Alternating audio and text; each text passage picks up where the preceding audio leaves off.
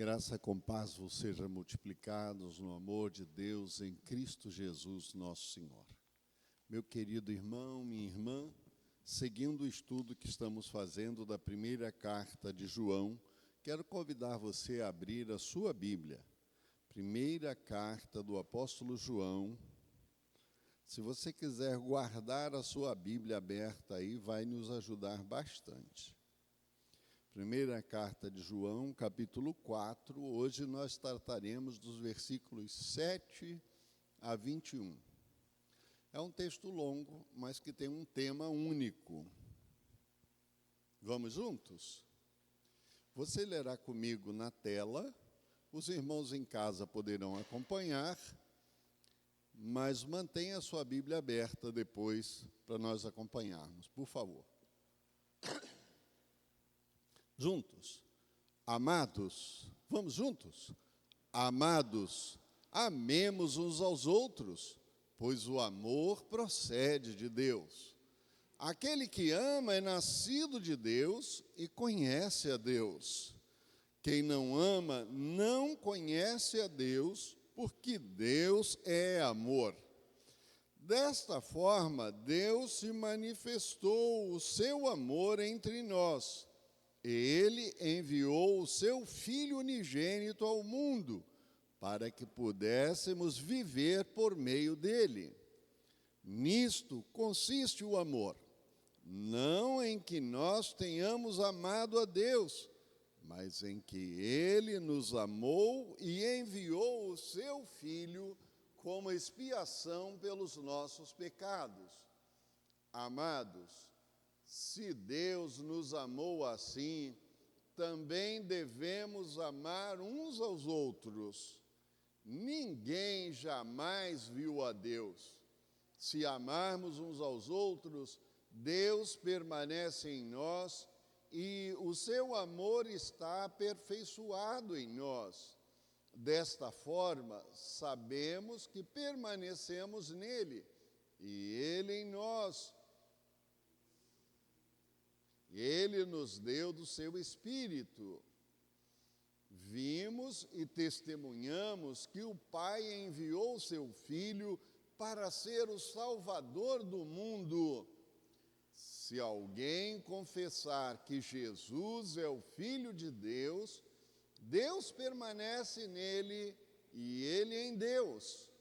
Assim conhecemos o amor que Deus tem por nós e confiamos neste amor. Deus é amor. Todo aquele que permanece no amor, permanece em Deus, e Deus nele. Desta forma, o amor está aperfeiçoado em nós, para que, no dia do juízo, tenhamos confiança, porque neste amor somos. No amor não há medo. Pelo contrário, o perfeito amor expulsa o medo, porque o medo implica em castigo. Aquele que tem medo não está aperfeiçoado no amor. Nós amamos porque ele nos amou primeiro. Se alguém afirmar, eu amo a Deus, mas odiar o seu irmão é mentiroso, pois quem não ama o seu irmão a quem vê, não pode amar a Deus a quem não vê. Ele nos deu este mandamento: quem ama a Deus, ame também a seu irmão. Meu querido irmão, nós passamos dias muito difíceis, até entre irmãos da própria família, filhos do mesmo pai e da mesma mãe, têm dificuldade de amar. Porque amar não é dizer eu te amo. O pastor, na semana passada, o pastor Felipe, nos lembrou bem de perto o que significa amar. Para dar-nos a prova do que significa amar, o apóstolo João diz: Deus nos amou. Como ele amou? Ele deu o que ele tinha de melhor a nosso favor. Quando nós éramos inimigos dele. Não apenas o apóstolo João, mas o apóstolo Paulo também usa a mesma ênfase para dizer que ele nos amou quando nós éramos inimigo dele, pelo fato de ter mandado seu filho unigênito para morrer pelos nossos pecados. Então, amor não é beijinho. Amor não é abraço só. Amor não é sexo só, embora o sexo possa ser consequência do amor. Amor é dedicação intensa, o tempo todo, é zelo, é cuidado. Amor é atenção, amor é estar junto do outro, custe o que custar. E se o outro cair, colocar-se debaixo do mesmo fardo, conforme a carta aos Gálatas, no capítulo 6, se o amor cair, você se ajoelha, entra debaixo do mesmo fardo, levanta o peso junto e ajuda o seu amor até que ele possa caminhar sozinho novamente. Amar é uma dádiva. É um presente que Deus colocou no coração do homem. Por isso, este amor que Deus nos tem dado é tão grandioso, tão valioso e tão importante que o cinema tenta retratá-lo. Que os homens tentam retratá-lo de todas as formas. Mas a maneira correta de amar é olhar sempre para Jesus. Jesus é o exemplo maior de amor. Você morreria por mim? Duvido. Você morreria pelo seu amigo? Você morreria por quem está aí do seu lado? É claro que não. Você tiraria o seu coração para dar para outra pessoa? Mas Deus deu, Jesus deu. Quando olhamos esse texto, dos versos 7 até o verso 10, parece uma forma muito carinhosa do apóstolo João tratar a proposta deste amor de Deus no relacionamento como um amor fraterno entre pessoas que são nascidas de Deus, filhos e filhas de Deus. Pois quem conhece o amor é porque já nasceu de Deus.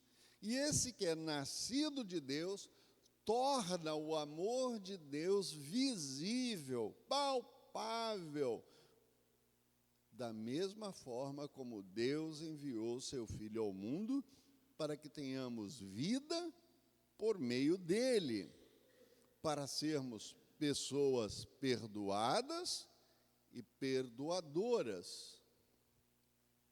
Dos versos 11 até o verso 16, o texto sagrado nos lembra: se Deus nos ama desta forma,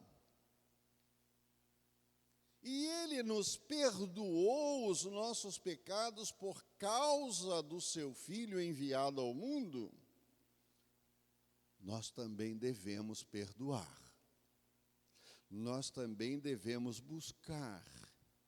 Então podemos amar uns aos outros, porque o amor de Deus está derramado nos nossos corações. Deus está conosco, porque Deus é amor. Porque não há separação do amor e de Deus, porque Deus não tem amor. Vou repetir, embora pareça difícil. Deus não tem amor por ninguém. Deus é amor. Então, quando Ele se expressa a mim ou a você, é a entrega do amor como presente, presente na plenitude da sua palavra. O presente que você ganhou nos dias dos namorados, no ano passado, você se lembra? Lembra? Você que está aí em casa, ou onde você estiver, que está nos assistindo, você se lembra do presente dos dias dos namorados que você ganhou no ano passado? Você se lembra do presente que você ganhou no dia de Natal, no ano passado? Mas você não pode se esquecer do amor de Deus, porque Ele está em você. Se é que você conhece a Deus e já recebeu a Jesus. Esta é a aplicação que João vem nos fazer dos versos 11 até o verso 16. Porque o Espírito de Deus foi derramado nos nossos corações para nós sabermos que somos filhos de Deus. O Espírito de Deus está derramado nos nossos corações para confirmar com toda precisão, com toda segurança, com toda certeza de que Deus vive conosco. Crente peca, lamentavelmente eu peco, e você também. Mas crente pode viver pecando? Não. Por que que o crente peca e fica triste? E este é um bom sistema para você saber se você é crente ou se você não é crente. Quando você comete pecado, você fica triste? Então você é crente. Porque o Espírito de Deus, que é amor, habita dentro do nosso coração, e quando eu peco, ou quando você peca, parece que tem algo errado. Às vezes você nem lembra que pecou, mas parece que tem algo errado na sua vida. Você deita e não dorme, você sai para resolver uma coisa e esquece, você sai para resolver outra coisa e parece que está tudo nublado na sua frente. Aí você para, conversa com Deus, pede perdão a Deus, e de repente a nuvem se dissipa, o sono chega, o problema se resolve e a graça de Deus acontece. Porque o Espírito Santo que habita dentro de nós entristece o nosso espírito para que nós possamos aprender a viver uma vida digna de amor, de filhos de Deus. Mas quem peca e não fica triste, precisa conhecer a Jesus, precisa receber a Jesus como seu Salvador, precisa mudar de vida. Quem até chora na igreja quando o pastor prega ou quando o conjunto canta, mas sai daqui, mete o pé na lama, precisa do amor de Jesus, precisa ser transformado pela graça de Jesus. Dos versos 17 ao verso 18, o texto sagrado nos faz lembrar que vivemos unidos com Deus. Meus irmãos, este é um privilégio que ninguém tem, que os antigos desejaram. Os antigos viam a manifestação de Deus, os nossos irmãos do Antigo Testamento viam o amor de Deus, o cuidado de Deus, quando algum milagre acontecia, quando a manifestação do Espírito de Deus vinha sobre algum homem, ou quando uma guerra era vencida. Mas agora nós temos uma confirmação deste grande amor de Deus para conosco. Vivemos unidos com Deus, porque Jesus pagou o nosso preço e porque o Espírito de Deus já habita dentro de nós. Isso deve trazer alguns frutos, alguns benefícios. Isso deve gerar em nós coragem para resistir ao pecado, para resistir ao mal. Porque no dia do juízo, nós poderemos ter confiança de que já foi pago o nosso preço. Quem vive no amor de Deus tem coragem para enfrentar o dia do juízo e até para clamar: Maranata, vem, Senhor Jesus, pode fazer isso, porque tem a plena convicção de que o meu lar, o meu lugar no lar celestial já está preparado, que venha o dia do juízo. Mas se alguém tem medo do dia do juízo, precisa do amor de Deus. Se alguém tem medo do dia de amanhã, precisa do amor de Deus. Se alguém tem medo do que acontece nas encruzilhadas, precisa do amor de Deus. Essa advertência que João faz, se até o capítulo 3, João vem falando do problema do pecado, aqui João está tratando especificamente dos filhos de Deus. Filhos que não têm prazer no pecado, filhos que não têm prazer na maldade, filhos que amam os seus irmãos, porque amam a Deus. Não é porque o irmão é perfeito, não é porque o irmão mudou muito, ou a irmã mudou muito, é porque o amor de Deus está derramado em nosso coração. Nós amamos, não é porque o outro muda, é porque Deus mudou a mim, porque Deus muda a você. É aí que entra a graça extraordinária. Os versos 19 a 21, João vai tratar dessa expectativa.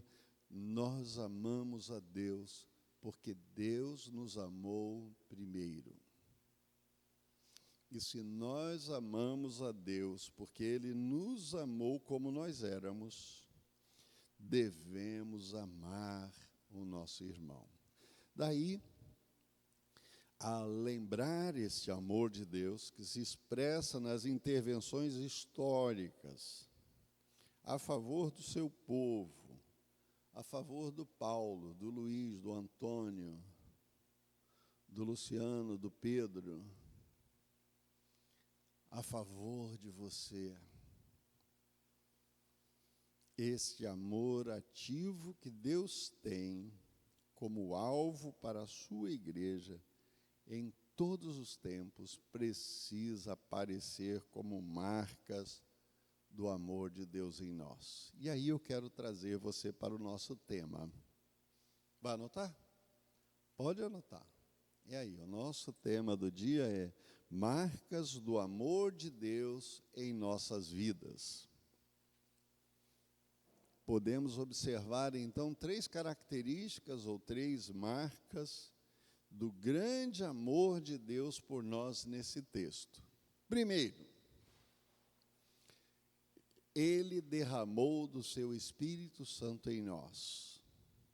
Recebemos a maior graça do mundo, o Espírito Santo recebido em nós. E ele diz assim no versículo 13: nisto conhecemos que o amor de Deus permanece em nós, pelo fato de ter Ele dado o seu Espírito, nos ter dado o seu Espírito. O Espírito de Deus hoje habita dentro de nós.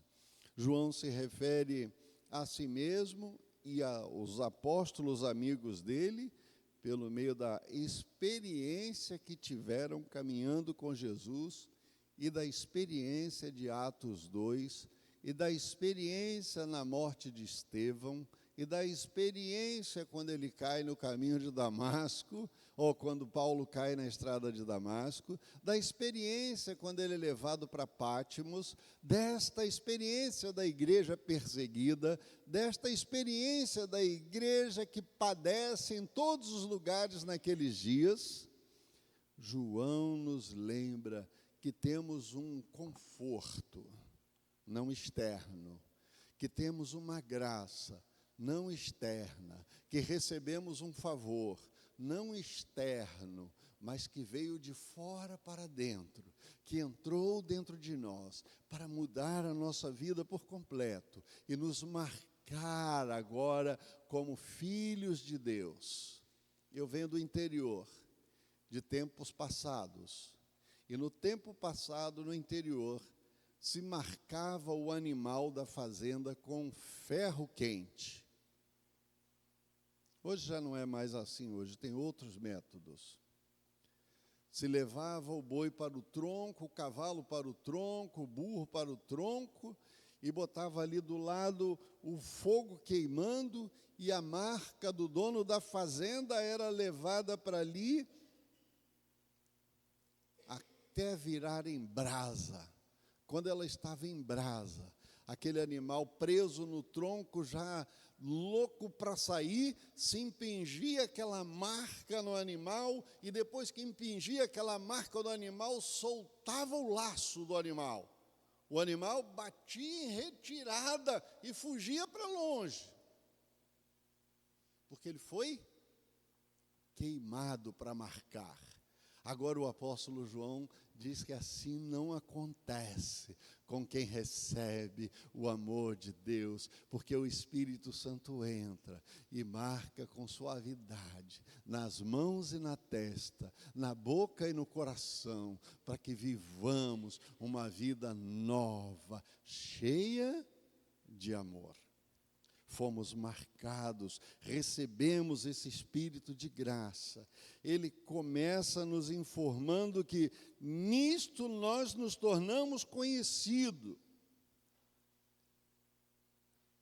Porque quem nos conhecia antes, encontra conosco hoje, percebe claramente que existe uma outra pessoa, uma outra mentalidade, uma outra disposição, um outro motivo para viver. O amor entrou na nossa vida.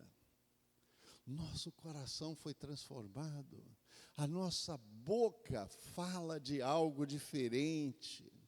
Aquela boca cheia de palavras torpes e duras, aquela boca que oprimia, que maltratava, que feria, agora é a boca que abençoa, que derrama como azeite sobre a doença do outro, sobre a ferida do outro, porque o amor de Deus está marcando o nosso coração. Este amor ao próximo agora começa a acontecer porque nós falamos de coisas boas. Eu gosto de um texto e repito sempre. Jesus disse que a boca fala, obrigado pela ajuda. A boca está cheia, a boca fala daquilo que o coração, e se o seu coração está cheio do amor, marcado pelo Espírito do Senhor, a palavra do Senhor sai dos seus lábios para alegrar, para curar, para abençoar, e não mais para ferir ou para magoar. O Espírito Santo, no texto sagrado de 1 João, capítulo 4, versículos de 1 a 21, nessa descrição gloriosa, o texto sagrado destaca que a marca do Espírito Santo gera salvação no coração do crente. O amor tem que estar acima de tudo, acima dos meus interesses pessoais, acima dos interesses da minha família, acima dos interesses da minha denominação. O interesse do amor é que o outro conheça quem pode mudar a sua vida, quem pode dar alívio ao seu pesar. O verdadeiro amor, diz o apóstolo em outro lugar, lança fora todo medo. Além de termos recebido o Espírito Santo, o apóstolo João, neste texto sagrado, lembra de outra marca. O Espírito de Deus, o amor de Deus, faz com que testemunhemos de Cristo. E este é o nosso segundo ponto.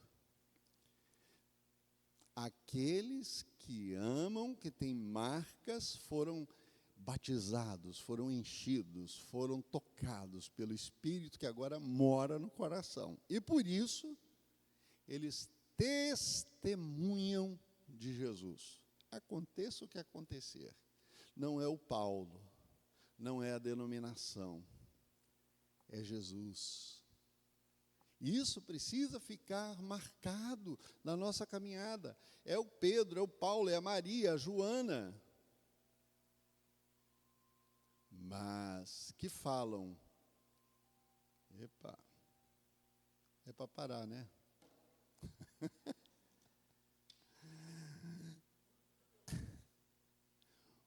O que fica e que precisa ficar marcado é que o testemunho do Pedro, do Paulo, da Maria, da Madalena é um testemunho de que eu fui mudado por Jesus Cristo e o mundo precisa conhecer Jesus na nossa vida. Os discípulos que tinham caminhado com Jesus já há quase 3 anos, eles, ao verem Jesus caminhando por sobre as águas, eles têm medo, eles ainda não conhecem o poder pleno de Jesus. Eles não sabem que Jesus ainda é dono do céu, é dono da terra, é dono do mar. É Ele quem conduz as ondas, é Ele quem conduz o vento, é Ele quem dirige os nossos passos. E por eles ainda não perceberem isso, não terem amadurecido, eles têm medo. Mas aí, Jesus se revela. E a declaração deles precisa estar na nossa boca. E eles disseram: verdadeiramente, este é o Filho de Deus, conforme registrado em Mateus 14, dos versos 28 a 33. Quando temos um encontro verdadeiro com Jesus, não podemos mais ficar indiferentes à dor do outro, à aflição do outro, a necessidade de levar ao outro a presença de um Jesus tão vivo, tão autêntico, tão vibrante, que assim como mudou a minha vida, pode mudar a do outro também. João está tratando com uma comunidade muito pobre, e aqui não tem ação social envolvida. Aqui João está tratando da questão de livramento, de apoio, onde não apenas a gente divide o pão, mas também a gente leva o que é mais importante. E o que é mais importante para cada uma das pessoas? Meu irmão, o que é mais importante para todas as pessoas da terra? Conhecer a Jesus. As pessoas precisam conhecer a Jesus. E aqui o texto sagrado diz que aqueles que foram tocados com amor, aqueles que foram batizados pelo Espírito Santo, precisam levar Jesus Cristo, testemunhar de Jesus Cristo, dizendo: é Jesus quem fez, é Jesus quem agiu, é Jesus quem me abençoa, é Jesus quem me conduz, é Jesus quem abre a porta, é Jesus quem fecha o precipício, é Jesus quem faz a ponte, é Jesus quem nos conduz em paz. Esses dias, eu e a minha linda esposa estávamos ouvindo uma música que dizia: eu andava triste sem dor, eu andava triste com dor, mas eu conheci Jesus, o Salvador. Eu caminhava no escuro e sem luz, mas Jesus veio ao meu encontro. Foi Jesus quem me salvou. Quando eu estava com dor, Jesus me curou. Foi Jesus quem esteve do meu lado. E assim a música vai contando a minha vida pelo caminho afora, mas assim, toda a ênfase, a primeira frase é: foi Jesus meu Salvador. E aí conta um testemunho, foi Jesus. A segunda linha é uma linha que fala do que aconteceu. E volta a terceira linha, foi Jesus meu Salvador. Mas não basta cantar, mas não basta falar, tem que viver Jesus. Sabe, irmãos, às vezes nós falamos uma coisa e vivemos outra. Os nossos filhos aprendem mais com aquilo que nós fazemos do que com aquilo que nós falamos. Menino, não veja esse desenho, mas o menino vai dormir. Menino, não veja esse tipo de filme, mas o menino vai dormir.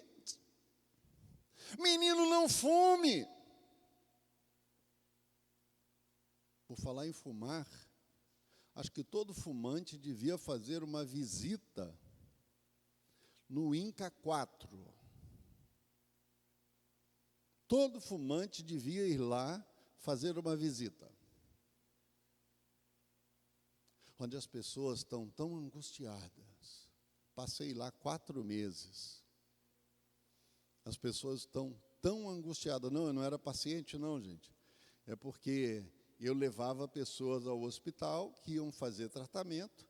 E aí, na folga, como eu tinha um conhecido lá no INCA 4, eu ia lá e o capelão do lugar me convidava para fazer a visita às pessoas e orar pelas pessoas.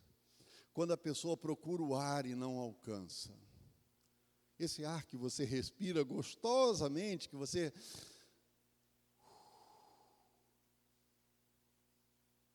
a pessoa fica e não alcança. Mas sabe uma boa lição? Tem muita gente do seu lado querendo respirar o amor de Deus e não alcança.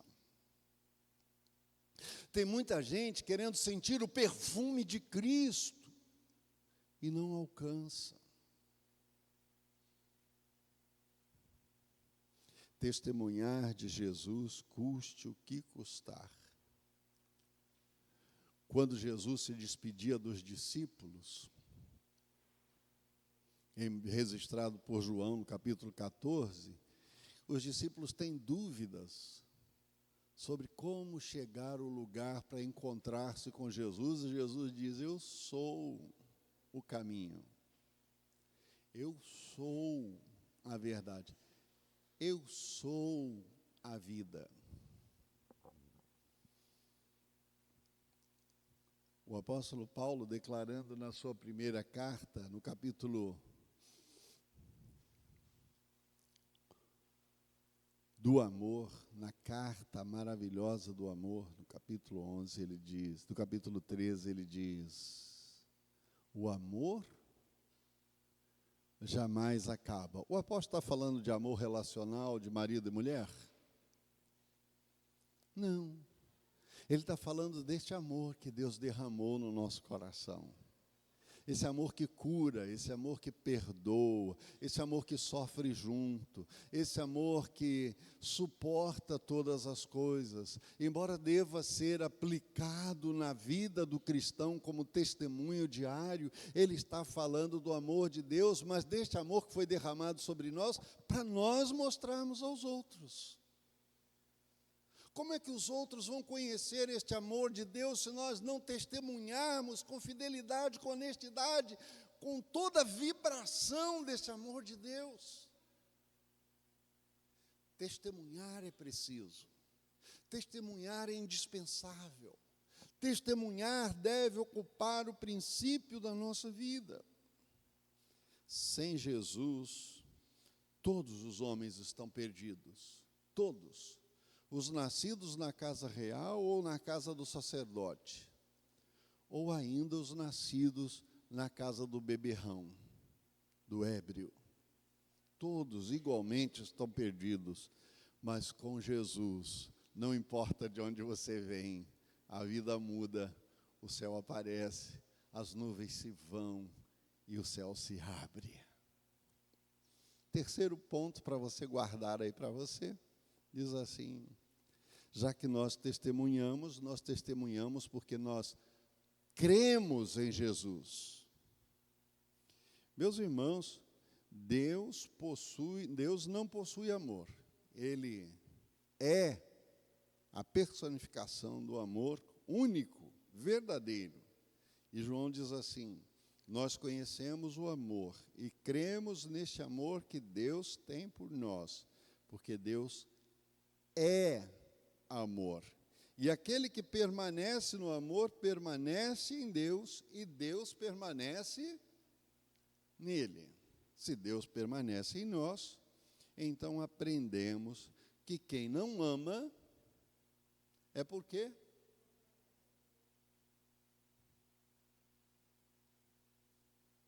quem não ama desse jeito, que capacita a perdoar, a suportar, a andar junto, levantar, carregar no colo se for preciso. Há uma poesia de um autor desconhecido que foi cantado em verso por poetas no Brasil, de maneira em geral. Diz que na estrada da vida, por onde eu andava, eu tive um sonho. E neste sonho, por onde eu andava, haviam duas marcas de pessoas andando lado a lado. Nas horas mais tristes, mais duras, mais doentias da minha vida, me faltou fé para crer. E então eu perguntei para Deus: Senhor, por que nas horas mais duras, mais tristes, mais doentias, só tem marca de uma pessoa caminhando? Por que o Senhor me abandonou? Por que o Senhor me deixou sozinho? E aí o poeta diz assim: meu filho, nas horas mais amargas, mais duras, mais angustiantes da sua vida, eu te carregava no colo. Jesus está cuidando de você. Deus te ama tanto que está, por vezes, te carregando no colo. Creia, Ele não deixa você sozinho. Em momento nenhum, a palavra que Jesus falou e Mateus registrou lá como última frase do seu evangelho é... Qual é mesmo, hein? A última frase que está lá na carta de Mateus: estarei convosco todos os dias. Esta segurança você tem, esta segurança eu tenho. Não é somente uma declaração, é uma vivência, é uma manifestação clara, presente. Você já sentiu esse amor de Deus? Já foi tocado por esta graça? Você sabe de verdade que Deus está com você todos os dias? O amor de Deus não faz ficar despreocupados em meio às aflições. O amor de Deus não aquieta você quando as ondas estão muito altas. O amor de Deus não faz você receber salário ficando dormindo em casa. Mas o amor de Deus abre as portas todas para aquele que é fiel no seu caminho, que testemunha, porque recebeu o Espírito Santo, e nós cremos. Jesus está cuidando de nós. Nós testemunhamos, ainda que tenhamos dificuldades para amar, precisamos entender que a nossa vida precisa ser uma vida de amor a Deus, de amor ao próximo, como testemunha deste grande amor de Deus. Lições a serem praticadas. O amor faz parte da natureza de Deus. Amemos uns aos outros, porque Ele é essa a ordem que o Senhor nos deu. O amor divino deve se tornar uma imagem, uma impinge na nossa vida.